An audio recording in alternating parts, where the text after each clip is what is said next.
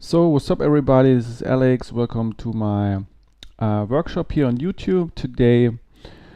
Today's lesson is about groups, in this case groups of two record motions. And first of all, I have to say it's really helpful when you try to distinguish all the possible pattern on the record into groups. Because you must have know that basically all scratch techniques consists of baby scratches, basically, or tear performances related to the record motion. So, and this is possible to group 2 record motions, to group 3 record motion.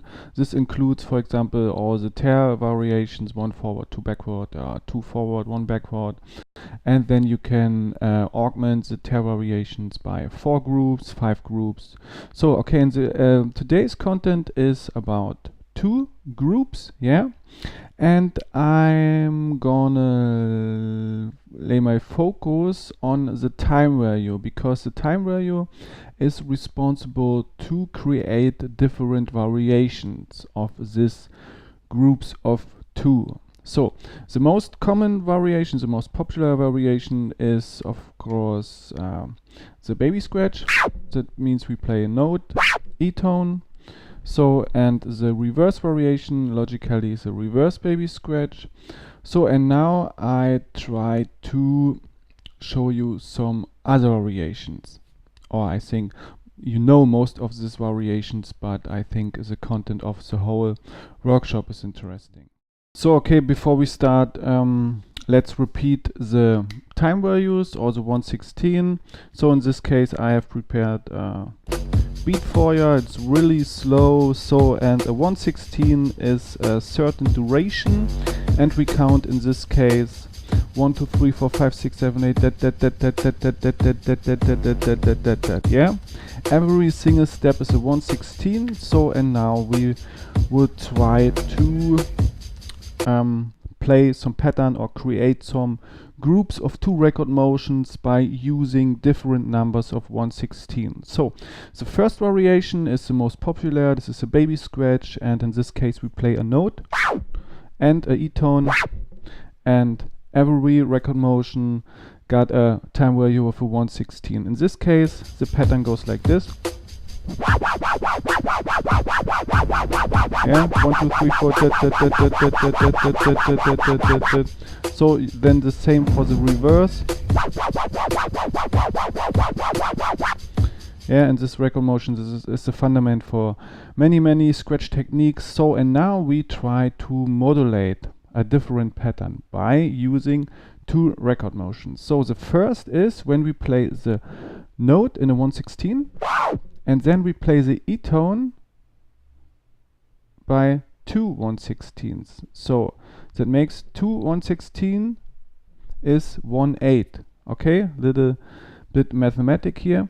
So that means 1 2 3, 1 2 3. So, and now a really important fact, that means when we play a 1/16 and then 2 1/16, we jump out of the sound.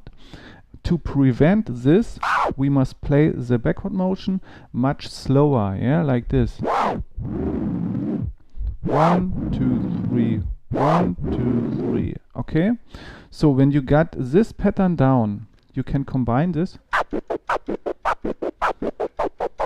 So, and I think with the transformer click, and I think many guys of you know this type of pattern. It's really sexy, I think. So now over beat, and we count.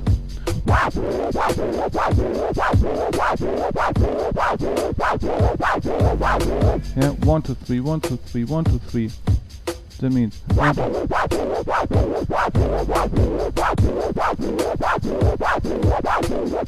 So, okay.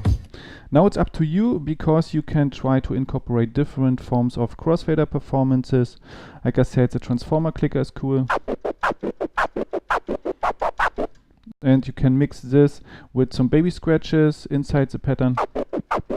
Or you can also use the 2-click performance. That means the note played by closing and then tapping.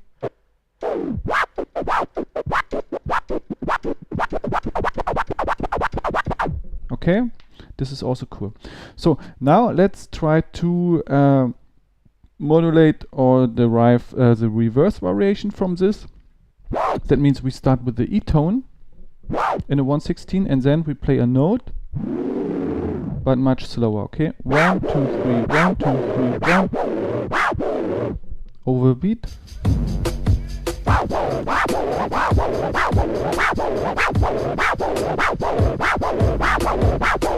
And now combine.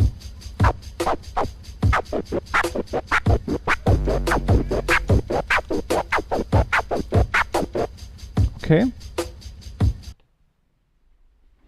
So okay, another variation or another tricky modulation is when you now try to combine the first variation and then you go into the reverse variation. Okay?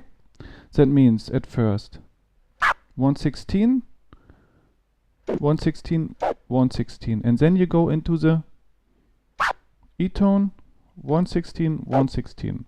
And now it's important to play the second record motion much slower to ensure that you come to the initial point. That means, once again,